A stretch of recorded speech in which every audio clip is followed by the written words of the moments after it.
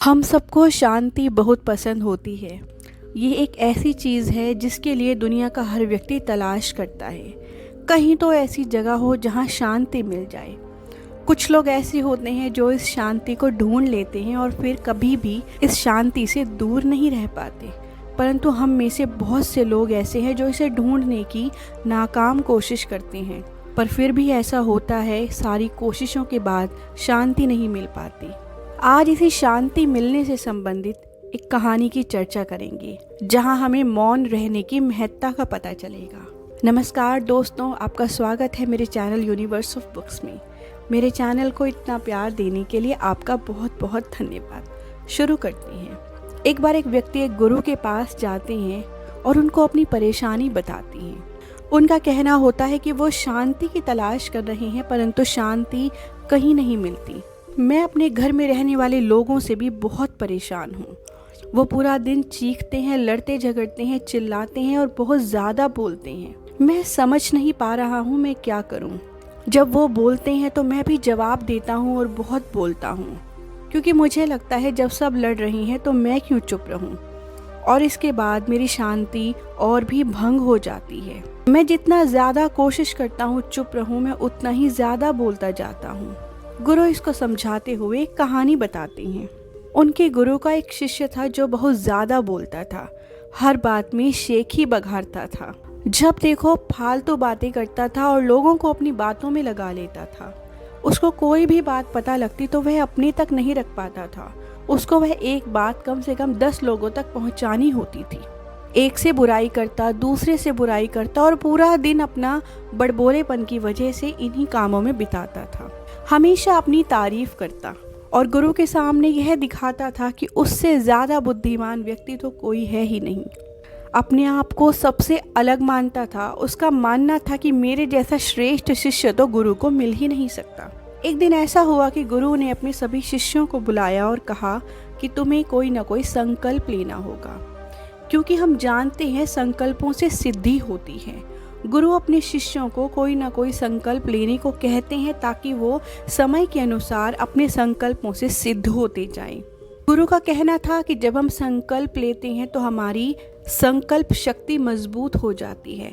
कठिन से कठिन वातावरण और कठिन से कठिन परिस्थिति में रहने के लिए हम तैयार हो जाते हैं। उनका कहना था कि आप आसान से आसान और मुश्किल से मुश्किल संकल्प ले सकते हैं, लेकिन कोशिश पूरी करनी है कि उसे 1 महीने तक निभाया जा सके। जिससे संकल्प पूरा हो जाए बहुत अच्छी बात है, और जब संकल्प पूरा ना हो पाए तो मेरे पास वापस आना है। सभी शिष्यों ने अपने अपने संकल्प गुरु को बताए और चले गए। तभी वो बड़बोला शिष्य गुरु के पास आया और उसने कहा, मैं सबसे कठिन संकल्प लेना चाहता हूँ। एक ऐसा संकल्प लेना चाहता हूँ जिसे किसी और के लिए लेना बहुत मुश्किल है।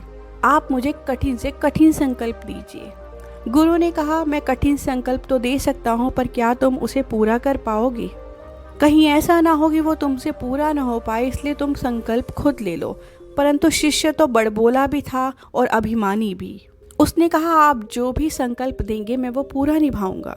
गुरु उसकी स्थिति के बारे में जानते थे कि यह कितना ज़्यादा बोलता है और कितना ज़्यादा अभिमानी भी है। अगर इसको समझाने का समय मिला है तो वो यही है, इसको अपने ही संकल्प से सीखना होगा। उन्होंने संकल्प दिया कि तुम्हें 1 महीने तक मौन रहना है। शिष्य ने कहा, गुरुजी ये क्या संकल्प है, इतना आसान? कम से कम मेरी योग्यता देखकर तो संकल्प देते। गुरु ने कहा, ये छोटा संकल्प पूरा करके दिखाओ तो मैं तुम्हें और भी बड़ा संकल्प दूंगा।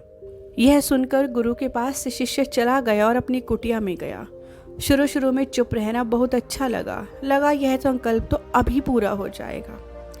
पहला दिन बीता, दूसरा दिन बीता, तीसरे दिन से ज़्यादा बेचैनी और भारीपन बढ़ने लगा।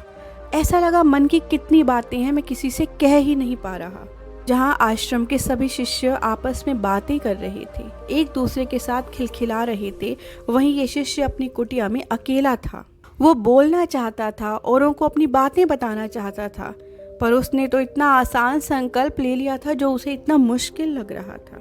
एक दिन वो गुरु के पास आया और उसने गुरु को लिखकर बताया कि ये संकल्प मेरे लिए कितना परेशानी भरा बनता जा रहा है। मेरा दम घुटता है, अंदर ही अंदर बातें चलती रहती हैं, मैं किसे बताऊं? क्या मैं संकल्प तोड़ दूं? गुरु ने कहा, संकल्प तोड़ने के लिए तो नहीं होते, जो संकल्प को पूरा करता है वही तो संकल्पों को सिद्ध कर लेता है, अपनी शक्तियों को बढ़ा लेता है, अपने ऊपर कंट्रोल कर लेता है। लेकिन पूरा नहीं हो पा रहा है तो इसे तोड़ना भी तुम्हारे हाथ में ही है, जैसे इसे लेना तुम्हारे हाथ में था। बहुत से शिष्य संकल्पों के टूटने के बाद वापस अपनी दिनचर्या में लग चुके हैं। अगर तुम्हें भी उसी राह पर चलना है तो तुम ऐसा कर सकती हो। आज इतना छोटा संकल्प पूरा नहीं कर पा रहे तो जिंदगी में आने वाली बड़ी बड़ी चुनौतियों का सामना कैसे करोगे? गुरु की बात शिष्य के दिल में लग गई। वो अपनी कुटिया में रहता और कुटिया से बाहर निकलना उसने बंद कर दिया। कुछ दिनों बाद शिष्य फिर गुरु के पास आया। वही समस्या रखी कि मुंह से नहीं बोल पा रहा हूँ परंतु मन शांत नहीं है। मन में तो पता नहीं कितने समय से आवाज़ें ही आवाज़ें आ रही हैं और उन मन की आवाज़ों को मैं शांत भी नहीं कर पा रहा हूँ। मेरा दिमाग फटने लगा है। क्या मैं संकल्प में अभी भी हूँ? गुरु ने कहा, हाँ, तुम ऊपर से मौन हो, संकल्प में तो अभी भी हो, लेकिन जब तक तुम्हारे मन के अंदर की आवाज़ें शांत नहीं होगी पूर्ण रूप से संकल्प पूरा नहीं होगा। शिष्य गुरु को प्रणाम करके कुटिया छोड़कर वहां से चला जाता है। आश्रम के सभी शिष्य वापिस आते हैं और यही बात करते हैं कि 1 महीने से ऊपर का समय हो गया है परंतु वो शिष्य लौट कर नहीं आया। कहीं जंगल में उसे कुछ हो तो नहीं गया। लेकिन गुरु का मानना था कि नहीं, वो अपने संकल्पों को पूर्ण कर कर ही आएगा। बहुत समय के बाद वह शिष्य एक दिन वापिस आता है। जब वह वापिस आया तो सभी शिष्य हैरान रह गए, क्योंकि जो शिष्य वहाँ से गया था और जो शिष्य वापिस आया था उसमें दिन रात का अंतर आ चुका था। उसके चेहरे पर सौम्यता महसूस की जा सकती थी, आंखों में शांति थी। आश्रम में आते ही सब भाई उससे बात करने लगे। वह भी अपने भाइयों से बात करने लगा, परंतु सबने पाया कि उसकी वाणी में अलग तरह का तेज है। सबको बात करने से ही लग रहा था कि अब यह वह शिष्य नहीं जो बड़बोला था, परंतु अब यह बदल गया है। इसके शब्द सोच समझकर मुख से बाहर निकलते हैं। वह शिष्य गुरु के पास जाता है और कहता है, गुरुजी, क्या मैं अभी भी संकल्प में हूँ? गुरु ने काफ़ी देर तक शिष्य को देखा और कहा, तुम अब भी संकल्प में हो। शिष्य ने बताया, क्योंकि उसके मन की आवाज़ें शांत नहीं हो रही थी, वह जंगल में चला गया था। उसको लगा शायद मैं जितना लोगों से दूर जाऊंगा मुझे शांति उतनी ही मिलेगी, परंतु जितना वह लोगों से दूर गया उसके अंदर की आवाज़ें और भी बढ़ती गई। उसको अपने पिछले समय की सारी बातें याद आने लगी। उसको महसूस होने लगा कि वो अपने जीवन में कितना गलत कर रहा था। जहाँ जीवन को शांति और सौम्यता से जिया जाना चाहिए, वो शिष्य धर्म में रहकर भी बड़बोलेपन और उतावलेपन से जी रहा था। उसको पता लग गया कि इतना फालतू बोलने से जीवन में कोई बदलाव नहीं आ रहा था, परंतु वो अपने शिष्य धर्म को पूर्ण रूप से नहीं निभा रहा था। उसे यह महसूस हुआ वह लोगों का मजाक बनाता था, अपने आप को उनसे सर्वश्रेष्ठ मानता था। एक शिष्य जब दूसरे शिष्यों का मजाक उड़ाता है तो वह अपनी ही मानसिकता का उदाहरण दे रहा होता है। शिष्य बताता है कि जब मुझे अपनी गलतियों का एहसास हुआ, धीरे धीरे अंदर की आवाज़ें कम होती चली गई। अब मैं बाहर से ही नहीं अंदर से भी शांत हो गया था। मुझे पहली बार समझ में आया शांति क्या होती है। कुछ ऐसी आवाज़ें मुझे उस दिन सुनाई दी जो मुझे पहले कभी नहीं सुनाई दी थी, जैसे कि हवा के चलने की आवाज़ें, चिड़ियों के चहचहाने की आवाज़ें, पेड़ के पत्तों के हिलने की आवाज़ें, कदमों के आहट की आवाज़ें, सांस के चलने की आवाज़, पानी के बहने की आवाज़। इतनी शांत आवाज़ों को तो मैंने कभी महसूस ही नहीं किया था। मैंने जब खुद से बात करनी भी शुरू की तो भी मुझे लगा कि मैं कितना शांत हूँ। अब तो मैं भीड़ में भी होता हूँ तो मुझे लगता है मेरे चारों तरफ कितनी शांति है। गुरुजी, मुझे समझ में आ गया है। धन्यवाद गुरुजी, मुझे मेरे सत्य से मिलाने के लिए। गुरु ने बताया कि इंसान के सभी दुखों का कारण है कि वो कभी चुप नहीं रह सकता। उसको बोलना है, अपनी बुद्धिमत्ता दर्शानी है, अपने आप को दूसरों से श्रेष्ठ बताना है। जब 4 लोग बातें कर रहे होते हैं तो चारों किसी को नहीं सुन रहे होते। चारों चाहते हैं कि बाकी तीनों लोग मुझे सुने। कोई सुनना ही नहीं चाहता। लड़ झगड़ पड़ते हैं, दूसरों को कहते हैं मैं सही हूँ तुम गलत हो। ये सुनने सुनाने का काम जिंदगी भर चलता रहता है और अशांति जीवन में आती चली जाती है। हम ये भी नहीं समझते हमें इतना महत्वपूर्ण जीवन मिला है और हमने इसे बोलने और लड़ने में बर्बाद कर दिया है। अगर हम चाहते तो इन पलों में खुश रह सकते थे, लेकिन हमने बोलने और लड़ने को चुना। तभी एक दिन ऐसा होता है, हमें अपने बारे में पता चलता है, अपनी बुराइयों के बारे में पता चलता है और उस पर जीत पाने की हमारी इच्छा हो उठती है। हमें समझ में आता है कि हमें इतना ज़्यादा बोलने की ज़रूरत नहीं है, हमें चुप रहने की ज़रूरत है। हमें सामने वाले की बोलती बंद करने की ज़रूरत नहीं है, बल्कि सुनने की ज़रूरत है। दूसरों को एग्जाम्पल देने की ज़रूरत नहीं है कि मुझे देखकर सीखो, बल्कि दूसरों को भी देखकर सीखने की ज़रूरत है। जब हमें ये समझ में आता है, तभी हमारी भीतर की शांति उत्पन्न होती है। आपने देखा भी होगा, ज़्यादा बोलना लड़ाइयों का कारण बन जाता है। वहीं कई बार ऐसा भी होता है कि कुछ बोलने के बाद हमें बहुत अफसोस होता है। हमें लगता है इससे अच्छा तो ना ही बोलते, क्योंकि बोलने के बाद सिचुएशन और भी बिगड़ गई है। आप ही बताइए, क्या आपने बोलने से पहले सोचा था? और अगर यही सोच लिया होता तो क्या लड़ाई और बढ़ती? तो अगर आपको अपने जीवन में शांति चाहिए तो बोलने की इस एक्शन को थोड़ा सोच समझकर करना होगा। इसलिए गुरु की यह सीख कि मौन को अपना दोस्त बनाना चाहिए, हम सबको सीखनी होगी। दोस्तों, हम इस संसार में रहते हुए हमेशा मौन तो नहीं रह सकते, क्योंकि हमें अपने कामों के लिए बोलना भी पड़ता है। लेकिन कुछ समय ऐसा ज़रूर हो सकता है हमारे दिनचर्या में, जिस समय को हम मौन के समय के रूप में परिभाषित कर सकते हैं। दिन का आधा घंटा, 1 घंटा या कोई ऐसा समय जब आप बिल्कुल शांत रहना चाहते हैं। वो ध्यान का समय भी हो सकता है। थोड़ा थोड़ा ही सही, मौन का प्रभाव हमारे दिमाग पर और व्यक्तित्व पर बहुत ज़्यादा होता है। इसी प्रकार गुरु ने अपने शिष्यों को यह बताया कि तुम हमेशा चुप तो नहीं रह सकते, लेकिन कम से कम कुछ चुने हुए मौक़ों पर चुप रहने की, और यहाँ पर चुप रहने से तुम्हें हमेशा लाभ ही होगा। पहली जगह, जहाँ आपको किसी चीज़ के बारे में ना पता हो, वहाँ चुप रहिए, क्योंकि अगर आप वहाँ बोलेंगे तो वहाँ आप मजाक के पात्र बन जाएंगे। दूसरी जगह, जब कोई आपका अपमान कर रहा हो या आप पर गुस्सा कर रहा हो, तो उस वक्त चुप रहना बेहतर है। जो व्यक्ति गुस्सा कर रहा है वो पहले ही आपसे नाराज़ हैं। आप ज़्यादा बोलकर उस नाराज़गी को बढ़ा देंगे। बेहतर होगा उस वक्त शांत रहकर सिचुएशन को संभाल लिया जाए और कुछ समय बाद अपनी बात को रख दिया जाए। तीसरा मौका, जब आपको महसूस हो कि आपके शब्दों से किसी व्यक्ति का दिल दुख चुका है, तो आपको चुप हो जाना चाहिए। आप पहले ही उसका दिल दुखा चुके हैं और बोलेंगे तो और ज़्यादा दिल दुखाएंगे, सिचुएशन और भी ख़राब बनाएंगे। इसलिए जहां आपके बोलने से दूसरों को परेशानी हो रही हो, वहां चुप रहना ही बेहतर है।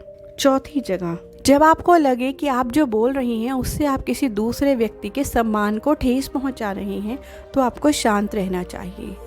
कई बार हम अपने परिवार के लोगों में एक दूसरे की बुराइयां कर बैठते हैं, और फिर जब उस व्यक्ति तक यह बात पहुंचती है कि बुराई किसने की थी, तो आपका नाम आता है और फिर आप उस व्यक्ति की नज़रों में गिर जाती हैं।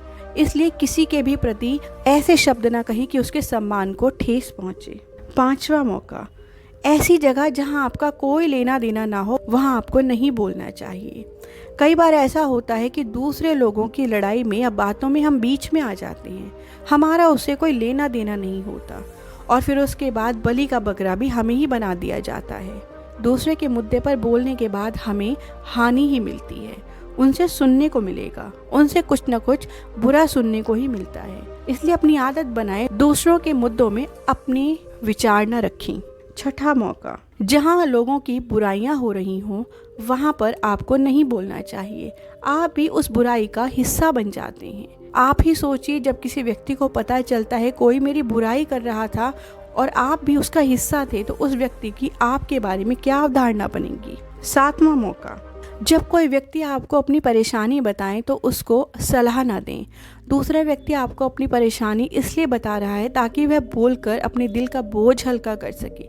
अगर आप वहाँ सलाह देंगे तो वह व्यक्ति और भी दुख महसूस करेगा, क्योंकि अंत में सलाह तो किसी न किसी से मिल ही जाएगी, परंतु कोई सुनना नहीं चाहता। कोई व्यक्ति अगर आपको अपना दुख बता रहा है तो सम्मान के साथ उसकी पूरी बात सुने। आठवां मौका, जब आपको लगे कि आपके इमोशंस को कोई समझ नहीं रहा, तो वहाँ आपको बोलना नहीं चाहिए। आप किसी के साथ अपना दुख बांटना चाह रहे हैं और व्यक्ति आपका दुख ही नहीं समझ रहा। आप किसी के साथ अपनी खुशी बांटना चाहते हैं, पर आपकी खुशी उनके लिए मायने ही नहीं रखती, तो ऐसी जगह पर बोलने का क्या फ़ायदा। अगला मौका जहां आपको नहीं बोलना चाहिए वो वह जगह है जहाँ लोग गंदी भाषा का प्रयोग करते हैं, अपशब्द बोलते हैं। ऐसे लोगों के बीच में बोलेंगे तो आपकी भाषा भी खराब हो जाएगी, क्योंकि जो लोग दूसरों के बारे में गाली गलौज कर सकते हैं वो आपसे भी उसी भाषा से बात करेंगे। तो वहाँ भी आपको नहीं बोलना चाहिए और वहाँ से चले जाना चाहिए। 10वां ऐसा मौका जहाँ आपको चुप हो जाना चाहिए, जब लोग आपस में एक दूसरे के धन दौलत संबंधित बातें कर रही हों। अपनी धन दौलत के बारे में चर्चा करना या दूसरों की धन दौलत के बारे में चर्चा करके उनसे अट्रैक्ट होना, हमें ऐसी जगह से चले जाना चाहिए। जो व्यक्ति आपसे सिर्फ आपकी धन दौलत के विषय में बात कर रहा है, वो आपकी धन दौलत जानने के बारे में उत्सुक है, आपको नहीं। इसलिए अपने परिवार की आर्थिक स्थिति, चाहे वो अच्छी है या बुरी, किसी को नहीं बताइए। तो इससे हमें यही सीख मिलती है कि हमेशा तो मौन नहीं रह सकते, परंतु कुछ चुनिंदा मौक़ों पर तो मौन रहा जा सकता है। धीरे धीरे यही मौन हमारी ज़िंदगी का हिस्सा बनता जाता है। आप सभी का इस वीडियो को देखने के लिए बहुत बहुत धन्यवाद। मेरे चैनल को इतना प्यार देने के लिए आपका बहुत बहुत धन्यवाद। मुझे बहुत खुशी होती है जब आप कमेंट करते हैं, लाइक करते हैं। इसलिए जब भी आप वीडियो से कुछ भी सीखें तो प्लीज़ उसको लाइक करें और कमेंट ज़रूर करें, जो भी आपको अच्छा लगा हो। अगर आप कोई सुझाव देना चाहते हैं तो वो भी कमेंट्स में दे सकते हैं, क्योंकि किसी भी क्रिएटर के लिए उसकी सबसे बड़ी प्रशंसा यही होती है जब उनके सब्सक्राइबर्स उनको मोटिवेट करते हैं, और ये मोटिवेशन हमें मिलता है आपके लाइक्स और कमेंट्स से। सो आप सभी का फिर से धन्यवाद।